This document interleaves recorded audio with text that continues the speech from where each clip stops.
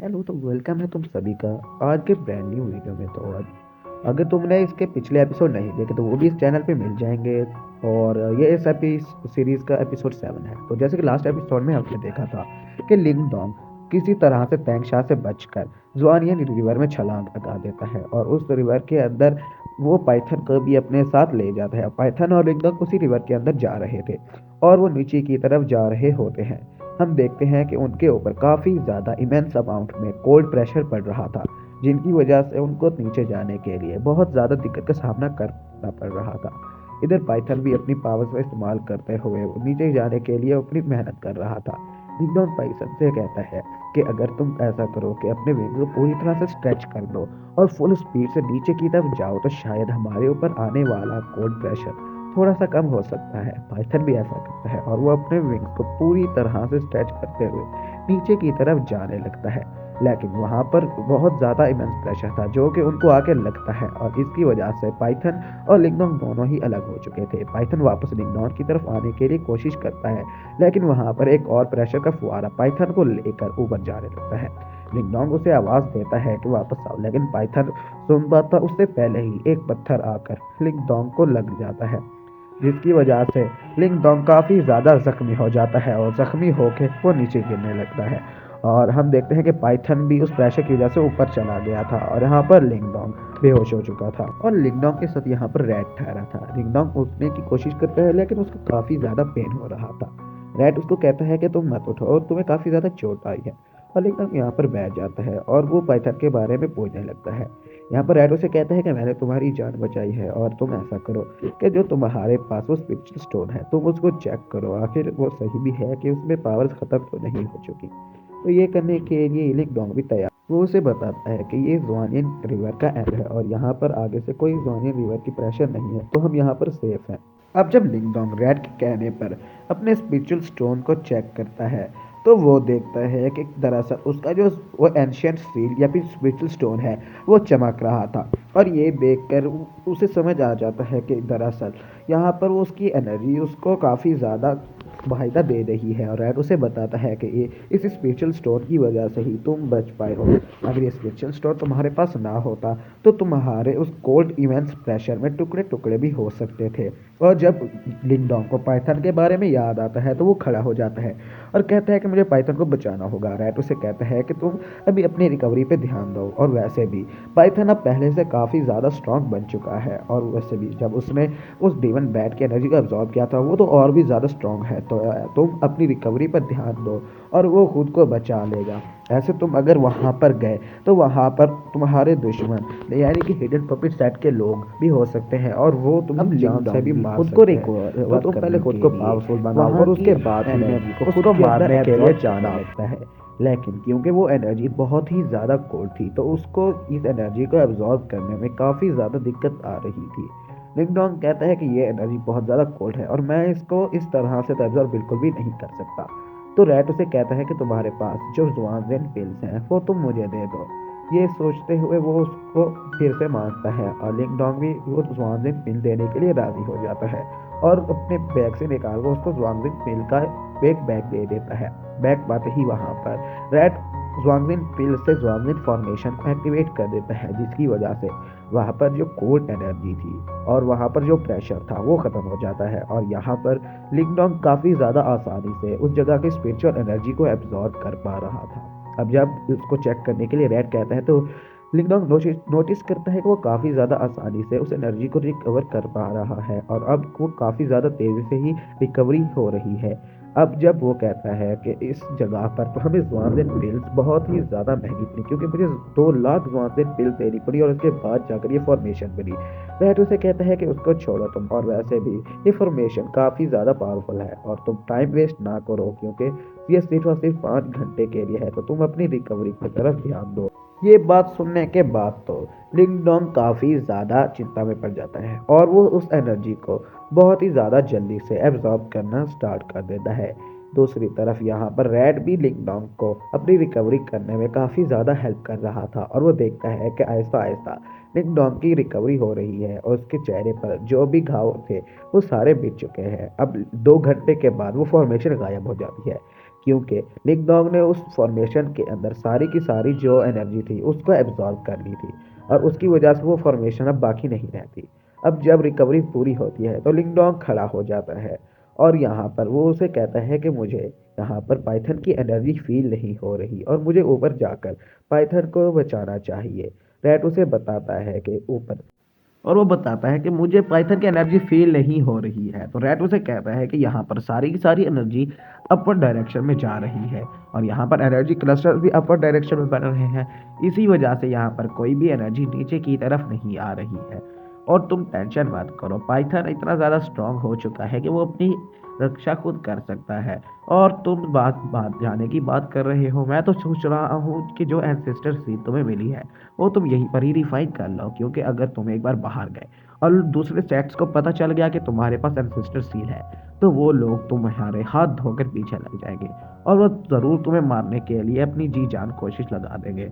और वो मजीद कहता है कि एंसेस्टर सील जैसा ट्रेजर कहाँ 1 या 2 दिन में रिफाइन होने वाला है, उसे तो कम से कम बहुत ही ज़्यादा टाइम चाहिए। और अगर हम बाहर गए तो बाहर भी हमें जाकर छुपना ही होगा, तो उससे बेहतर यही है कि तुम यहीं पर उसको रिफाइन करना स्टार्ट कर दो। तो उसकी बात मानते हुए लिंगडोंग भी उस सील को बाहर निकालता है और उस सील से वहां पर बाहर निकल आते हैं हमारे सील मास्टर और उनको पहचान दिलवाने के लिए वो अपने सील सैम्बल पर हाथ रखता है, जिसकी वजह से उन मास्टर को पता लग जाता है कि ये वही डिसाइबल है जिनको के उन्होंने चूज किया है। एंसेस्टर सील मास्टर कहते हैं कि क्या तुम रेडी हो इस सील की पावर्स को एब्जॉर्ब करने के लिए। तो लिंगडोंग भी हाँ करता है और वो उसे कहते हैं कि अगर तुम्हें इसकी पावर को एब्जॉर्ब करना है तो तुम्हें लूफो को भी मनाना होगा। और मैं तो मान जाऊंगा, लेकिन लूफो को क्या, तुम जब तक उसकी परमिशन नहीं ले लेते तब तक तुम इस सील की पावर को रिफाइन नहीं कर सकते। और रेड उसे बताता है कि इस सील की तरह और भी ज्यादा सील की फॉर्म होती है और एक फायर सील भी थी। और कहा जाता है कि बहुत सालों पहले एक माइटी वॉरियर था जिसने कि फायर सील को एब्जॉर्ब करने के लिए प्रोसेस स्टार्ट कर दिया था, लेकिन वो काफ़ी महीनों की मेहनत के बावजूद भी उस सील को एब्जॉर्ब नहीं कर पाया और उस फायर की एनर्जी को बर्दाश्त ना कर पाने की वजह से उसकी भी वहीं पर मौत हो गई। इधर तो यहाँ पर लिंगडोंग सोच रहा था कि आखिर ये लूफू है क्या, और इसी सोचते सोचते वो बेचारा परेशान हो रहा था कि आखिर उससे किस चीज़ की परमिशन लेनी है। लेकिन वो फिर थोड़ी देर सोचने के बाद हाँ कर देता है और एंसेस सील मास्टर सील को तोड़ देते हैं और वहाँ पर एक पोर्टल सा ओपन हो जाता है। और यहाँ पर लिंगडोंग उसको देखकर उसके अंदर जाने के लिए रेडी था और सिस्टर उसे बताते हैं कि इस पोर्टल में तो जा रहे हो, लेकिन ध्यान करना क्योंकि इसमें बहुत ही ज़्यादा खतरा आ सकता है तुम्हें, तो तुम्हें मेंटली प्रिपेयर्ड होना होगा। अब नेक्स्ट सीन में हम देखते हैं कि लिंगडोंग उस पोर्टल के अंदर आ चुका था। इधर हम देखते हैं कि लिंगडोंग की बॉडी बाहर थी और उसकी स्पिरिट फॉर्म अंदर उस सील के अंदर जाती जा रही थी और थोड़ी देर जाने के बाद उसको एक डार्क फिगर दिखता है। लिंगडोंग को पता चलता है कि ये तो एक पर्सन की तरह है और वहां पर वो डार्क फिगर आगे आते हुए कहता है कि तुम मुझे देख पा रहे हो। और इधर यहाँ पर वो कहता है कि अगर तुम मुझे देख पा रहे हो तो इसका मतलब ये है कि तुमने इस सील को फोर्सफुली नहीं खोला और तुम्हें इस सील के लिए चुना गया है। और यहाँ पर वो अपना नाम the source of dark energy बताता है और हमें पता लगता है कि ये सील डार्क रीजन की फोर्स है और ये डार्क एनर्जी की सील है। वो इसे कहता है कि तुम्हें चुना तो लिया गया है, लेकिन तुम मेरी एनर्जी का उस वक्त तक इस्तेमाल नहीं कर सकते जब तक कि मैं खुद तुम्हें इसकी परमिशन ना दूँ। और अगर तुमने खुद को प्रूव करना है तो तुम्हें फुल मेरे कंट्रोल में आना होगा और अपने सेंसेस को मेरे हवाले कर देना होगा। इधर रैट कहता है कि यहाँ पर इंतजार करते करते तो यहाँ पर 3 महीने गुजर चुके हैं और अगर अभी तक ये नहीं जागा तो कितनी टाइम के बाद ये आखिर जागेगा, और मैं सारी जिंदगी तो यहाँ पर वेट नहीं कर सकता। लेकिन तभी वहाँ पर कुछ बीस्ट आ जाते हैं और रैट उनको देखकर काफी ज्यादा खुश था क्योंकि वहां पर वो उनसे फाइट करना चाहता था। और इधर हम देखते हैं कि लिंगडोंग पूरी तरह से डार्क एनर्जी के कब्जे में था और उसकी बॉडी पर डार्क एनर्जी की लाइंस थी और वो काफी ज्यादा तकलीफ में था। वो सोच रहा था और खुद से बातें कर रहा था कि मुझे यहाँ से बाहर जाने के कोई भी रास्ता नहीं मिल रहा है। और तभी वहां पर उसके पीछे कोई लाइट अपेयर होती है और एक डोर सा वहां पर ओपन होने लगता है। लिंगडोंग उसकी तरफ जाने की कोशिश करता है और वो लाइट लिंगडोंग को उसकी तरफ खींच देती है और उसकी आंख जब खुलती है तो उसकी आंख उसकी सिस्टर की लैब में होती है। और वहां पर उसकी सिस्टर कहती है कि भाई तुम आखिर इतना परेशान क्यों हो? क्या तुमने कोई बुरा सपना देखा है? लिंग डोंग सोचता है कि ये क्या है और मैं यहाँ पर कैसे हूँ? और वो सामने अपना घर देखता है। वो कहता है कि ज़रूर ये कोई गलत है और यहाँ पर ये बात बिल्कुल भी सही नहीं। मैं आखिर यहाँ पर कैसे पहुँचा? और यहाँ पर अब तभी वहाँ पर उसके ग्रैंडफ़ादर और फ़ादर भी आ जाते हैं। लिंग डोंग उन दोनों को देखकर तो ये बात भूल ही जाता है कि वो सपना देख रहा था और वो उनकी तरफ जाने लगता है। और थोड़ी की देर ही बाद वहाँ पर पीछे से नारकुन भी आ जाती है और उसे कहती है कि अगर तुम खुद को प्रूफ नहीं कर सकते तो बड़ी बड़ी बातें भी ना किया करो, और अगर तुम्हें इतनी हिम्मत ही नहीं है तो तुमने बातें ऐसी की ही क्यों, और तुम क्यों बोल रहे थे कि तुम खुद को प्रूफ कर पाओगे? ये सुनने के बाद लिंगडोंग कहता है कि नहीं मान जाओ, मैं खुद को प्रूफ कर सकता हूँ। और तभी वहाँ पर लेंजियार भी आ जाता है और कहता है कि तुम मेरे सामने एक चींटी की तरह हो और तुम अपने फादर की तरह ही कमजोर हो और तुम मेरा कुछ भी नहीं बिगाड़ सकते। दरअसल ये सब लिंगडोंग इल्यूजन में था और उसको ये सब एक्सपीरियंस हो रहा था ताकि वो खुद पर और उस टेस्ट को पार कर सके। उसके फादर कहते हैं कि बेटा इधर आ जाओ, और उसको कहते हैं कि मैं तुम्हारे लिए एक मार्शल टेक्निक लाया हूँ। और उसके ग्रैंडफादर कहते हैं कि बेटा अब शाम हो चुकी है, अब तुम्हें वापस घर आ जाना चाहिए। लिंगडोंग समझ चुका था कि ये एक रियूनियन है और उसको वापस जाना है। वो पीछे मुड़े बगैर वहां से जाने लगता है और कहता है कि ग्रैंडफादर, फादर और मेरी सिस्टर, मैं तुम लोगों को दोबारा मिलूंगा, लेकिन यहाँ पर नहीं। एक बार मैं टेस्ट पास करके बहुत ही ज़्यादा पावरफुल हो जाऊं, फिर मैं रियल वर्ल्ड में तुम लोगों से मिलूंगा। अब वो वापस उसी तरफ जाने लगता है और वो जैसे ही चलता जा रहा था वो बार बार उसी जगह पे पहुंच रहा था जहां पर उसने चलना शुरू किया था। और फिर वो अपनी पावर्स का इस्तेमाल करते हुए ऊपर जाकर एक बैरियर को तोड़ देता है, और बैरियर को तोड़ते ही वो वहां पर सिस्टर सील के इंटरनल एरिया में आ चुका था। और वहां पर जूफी भी था और वो उसको कहता है कि क्या मैंने टेस्ट पार कर लिया? ये सुनकर जूफी उसे कहता है कि बच्चे, तुम तो काफी ज्यादा पावरफुल हो और मैं तुम्हें इसके वर्दी समझता हूँ, इसीलिए वो खुद में उसको एब्जॉर्ब करने की इजाज़त दे देता है। और यहाँ पर लिंगडोंग भी डार्क एनर्जी को पूरी तरह से एब्जॉर्ब करना स्टार्ट कर देता है। इधर रेड काफ़ी ज़्यादा बोर हो रहा था और सोच रहा था कि इसको तो यहाँ पर उस एंसेस्टर सील में 6 महीने गुजर चुके हैं, क्या ये वापस आने भी वाला है कि ये और ज़्यादा वेट करवाएगा? तभी पीछे से एक डेमोनिक स्पाइडर आ जाती है और रैट उसे कहता है कि बच्चे, ये मेरी टेरिटरी है, तुम यहाँ घुसकर बड़ी गलती कर रहे हो। वो रैट ये सुनकर तो काफी ज्यादा गुस्से में आ जाता है और आकर रैट के ऊपर हमला करना स्टार्ट कर देता है। और इधर यहाँ पर लिंगडोंग भी उस एनर्जी को एब्जॉर्ब कर रहा था। रैट उस डिमोनिक स्पाइडर से फाइट कर रहा था और डिमोनिक स्पाइडर का टारगेट लिंगडोंग था, इसीलिए रैट कोशिश कर रहा था कि वो उसे लिंगडोंग से दूर ले जाए, लेकिन वो रैट उसको अपने इस स्पिरिचुअल एनर्जी के केज से बंद कर देती है और वो डेमोनिक स्पाइडर आकर लिंगडोंग के ऊपर अटैक करने के लिए चली जाती है। लेकिन तभी वहां पर वो एंसेस्टर सेल का पोर्टल काफी ज्यादा तेज एनर्जी एमिट करने लगता है और काफी ज्यादा तेजी से घूमते हुए बाहर की सभी चीजों को अपनी तरफ खींचने लगता है। और हम देखते हैं कि वो एनर्जी पोर्टल आखिर बंद हो जाता है, लेकिन थोड़ी देर पहले ही वहां पर लिंगडोंग की सोल बाहर आ चुकी थी। तो रैट उसके पास जाते हुए कहता है, अरे भाई इतना आखिर क्या कर रहे थे तुम अंदर? इतना टाइम लगा दिया और इतना टाइम के बाद तुम्हारी एनर्जी तो और भी ज़्यादा स्ट्रांग लग रही है, और मुझे लग रहा है कि तुमने तो और भी ज़्यादा पावरफुल बनकर आए हो और तुम्हारा लेवल भी ब्रेक थ्रू हो चुका होगा। लेकिन देखता है कि रैट ने उसकी जो प्रोटेक्शन की थी वो उसके लिए शुक्रिया अदा करता है और उसे कहता है कि बहुत बहुत शुक्रिया, तुमने आखिर मेरी बॉडी का इतना ख्याल जो रखा। रैट उसे कहता है कि बुद्धू, ये ख्याल मैंने तुम्हारे लिए नहीं बल्कि अपने लिए किया है, और तो आखिर तुम मेरी बॉडी जो दिलाने वाले हो मुझे वापस। ये सुनने के बाद तो लिंगडोंग उस पर हंसता है और वापस अपनी बॉडी में आ जाता है और सोचता है कि भाई आखिर कितना टाइम हो चुका है मुझे। रैट उसे बताता है कि जब तुम उसके अंदर थे तो तुम्हें यहाँ पर 6 महीने गुजर चुके हैं। लिंगडोंग कहता है बस 6 महीने? इतना सा टाइम? अंदर तो मुझे लग रहा था कि कम से कम मुझे कई साल गुजर चुके होंगे। ये सुनकर तो रैट कहता है, वाह भाई वाह, इधर 6 महीने से मुझे अपनी प्रोटेक्शन में लगा रखा है और खुद वहां पर एनर्जी एब्जॉर्ब कर रहे हो। दूसरी तरफ वो सोचता है कि आखिर पाइथन का क्या हाल होगा, और वो बाहर जाने लगता है। टैंक्शा यहाँ पर उस रिवर के बाहर ही था और उसके गार्ड और थर्ड एडर बताते हैं कि वो बीस्ट जो है वो हमारे सोल्जर को काफ़ी ज़्यादा परेशान कर रहा है और उसने ऑलरेडी एक सोल्जर को मार दिया है और हमने एक और सोल्जर भेजा है ताकि वो उस पर नज़र रख सके। और टैंक्शा कहता है कि उस पर नज़र रखो और जैसे ही वो लड़का है उसे मार देना। यहाँ पर पाइथन अपने मुंह में उस सोल्जर को भी लेकर आता है और तैंक्षा कहता है कि देखो अपनी मौत को लेकर आया हुआ है।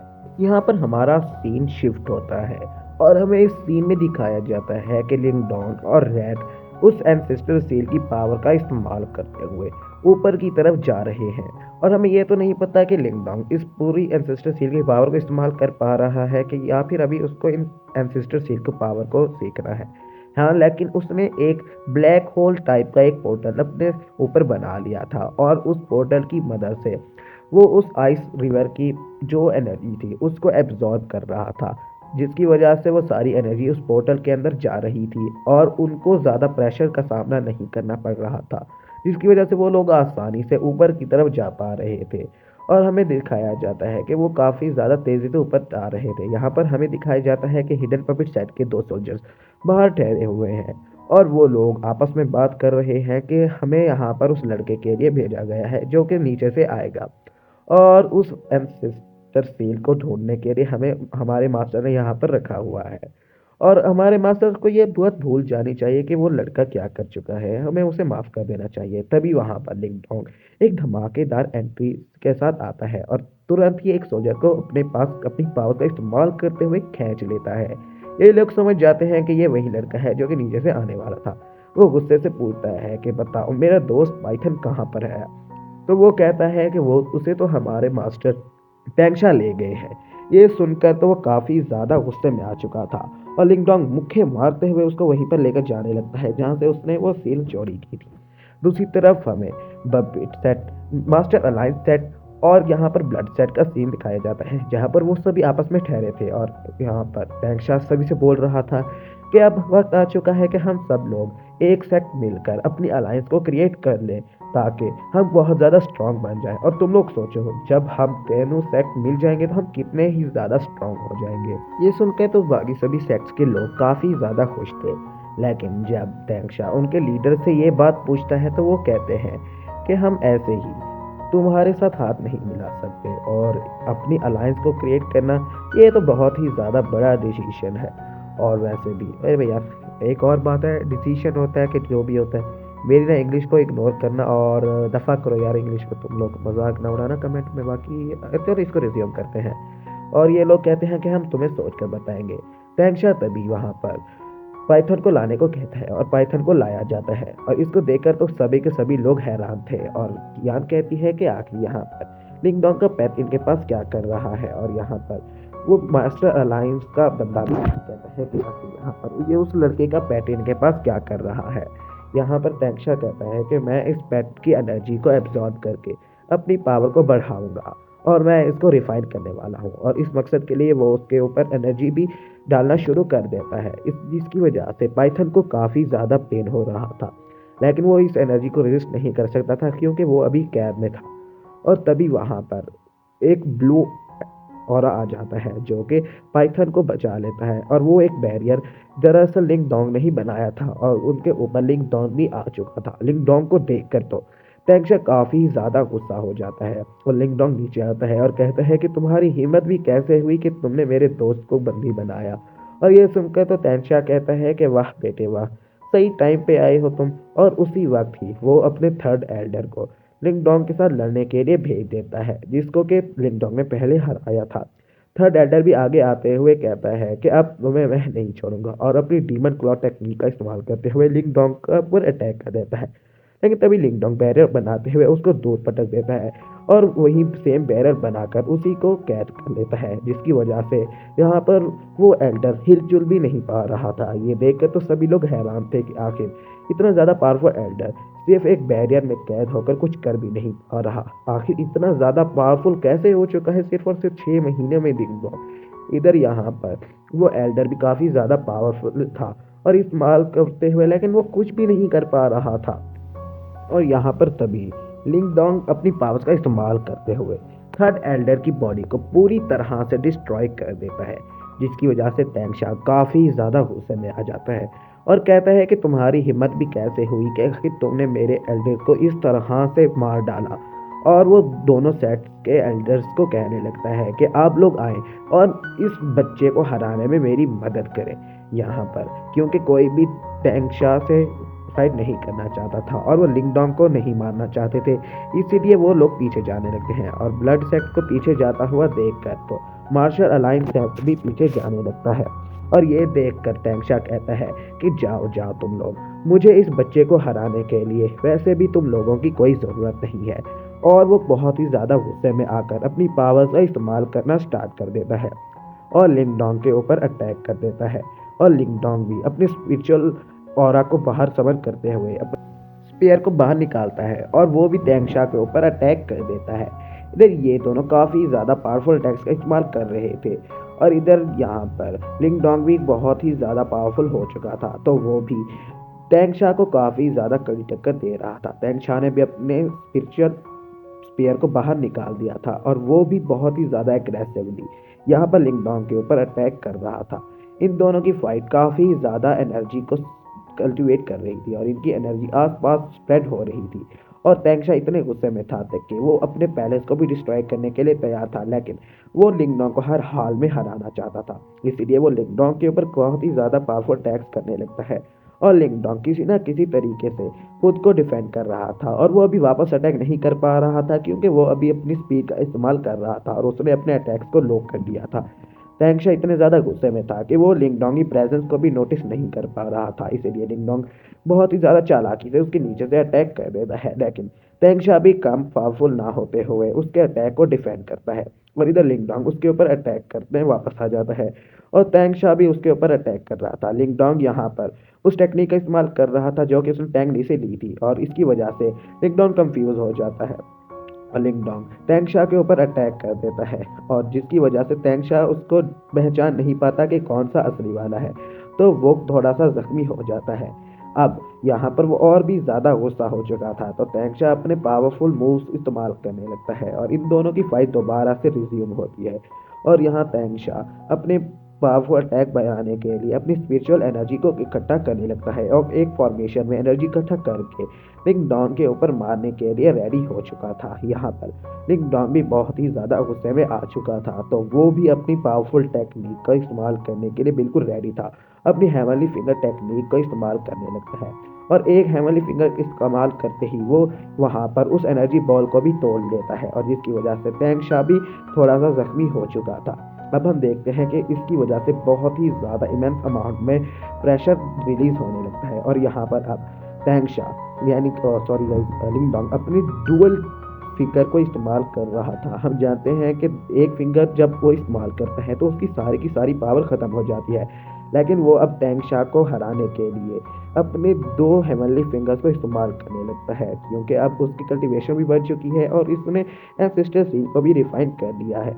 अब हम देखते हैं कि वो वहाँ पर डिफेंड करने के लिए टैंगशा ने अपनी हेवनली बॉडी को समन कर लिया था।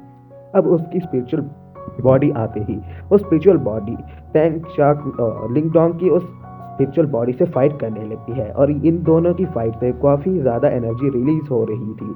अब हम देखते हैं कि लिंग डोंग उस एनर्जी को काफ़ी ज़्यादा कड़ी टक्कर दे रहा था और उसे याद आता है कि उसके पास ब्लैक होल यानी कि डार्क एनर्जी की भी तो पावर है, तो वो उस एनर्जी से पोर्टल बनाता है जो कि उसने बाहर आते वक्त बनाया था। इस पोर्टल को बनाते ही वो पोर्टल एक्टिवेट कर देता है और जिसकी वजह से टैंगशा की सारी स्पिरिचुअल एनर्जी उस पोर्टल के अंदर एब्जॉर्ब होने लगती है और उस पोर्टल के अंदर सारी एनर्जी डालने के बाद लिंग डोंग उस एनर्जी को दोबारा से रिलीज कर देता है और ये देखकर तो सभी लोग हैरान थे और ये काफ़ी ज़्यादा डैमेज पहुंचा देता है टैंगशा को और टैंगशा इस एनर्जी को ज़्यादा देर संभाल नहीं पाता और वो भी आखिर लड़खड़ाने लगता है और यहाँ पर नीचे गिर जाता है और उठने की हालत में भी नहीं होता। हम देखते हैं कि टैंगशा को उसके एल्डर्स उठाने के लिए आ जाते हैं और टैंगशा को उठा देते हैं और टैंगशा हमसे कहता है कि जल्दी से सोल्जर को बुलाओ और प्रोटेक्शन फॉर्मेशन को ऑन करो। वो लोग भी ऐसा ही करते हैं और प्रोटेक्शन फॉर्मेशन को ऑन कर देते हैं जिसकी वजह से उस फॉर्मेशन के अंदर से एक जाइंट ड्रैगन बाहर आने लगता है।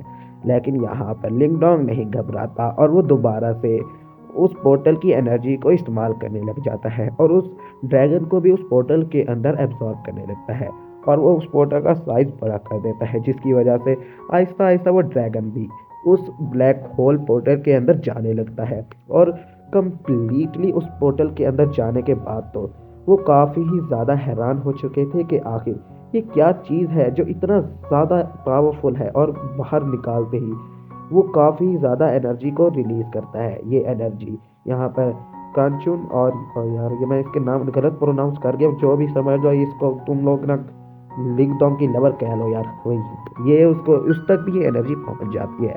और यहाँ पर ये एनर्जी उसने भी नोटिस कर ली थी और ये कहती है कि आखिर ये दोबारा से एनर्जी क्यों फील हो रही है और ये इतना ज़्यादा पावरफुल क्या है। वो एल्डर कहते हैं कि हमें इस एनर्जी को ऐसे ही नज़रअंदाज नहीं करना चाहिए, लेकिन यहाँ पर वो कहती है कि हमें अपने मिशन पर ध्यान देना चाहिए और जिसने भी इस एनर्जी सर्कल को पहले तोड़ा था वो यहाँ पर वापस आ सकते हैं और हमें उनको बिल्कुल भी अंडर एस्टिमेट नहीं करना चाहिए और हो सकता है कि वो लोग वापस आकर इस एनर्जी पोर्टल को दोबारा से डिस्ट्रॉय कर दें। वो एल्डर कहते हैं कि अच्छा तो मैं ऐसा कहता हूँ कि मैं यहीं पर रुक जाता हूँ, लेकिन यहाँ पर वो या लिंगडोंग की लवर कहती है कि आप इस यहाँ पर क्यों रुकेंगे, हम यहाँ पर अपने किसी डिसाइबल को भेज देते हैं, लेकिन वो कहते हैं कि नहीं नहीं मैं खुद रुक जाता हूँ। और यहाँ पर दूसरी तरफ वो काफ़ी ही ज़्यादा हंस रहे थे और कहते हैं कि बेवकूफ़ लड़की, आखिर क्यों कोई इतना ही ज़्यादा पावरफुल और अहम ट्रेजर को अपने हाथों से जाने देगा जो इतनी ज़्यादा एनर्जी को रिलीज़ कर रहा है। और वो खुद भी वहाँ पर हिडन पपेट सेट के पैलेस की तरफ जाने लगते हैं। यहाँ पर उस एनर्जी के निकलते ही हम देखते हैं कि हिडन पपेट सेट हार चुका है और यहाँ पर टैंग शैंग पूरी तरह से जीत चुका है। अब यार टैंग शैंग नहीं, लिंगडोंग जीत चुका है और टैंग शा नीचे पड़ा हुआ है। यहाँ पर थोड़ी देर बाद टैनली आ जाता है इधर। अब टैंगली पाइथन के करीब आ चुका था और टैंगली को देखकर तो लिंगडोंग भी कुछ नहीं कर पाता, क्योंकि वो सोच रहा था कि टैंगली अब पाइथन को नुकसान ना पहुंचा दे, लेकिन टैंगली तो पाइथन को आज़ाद कर देता है।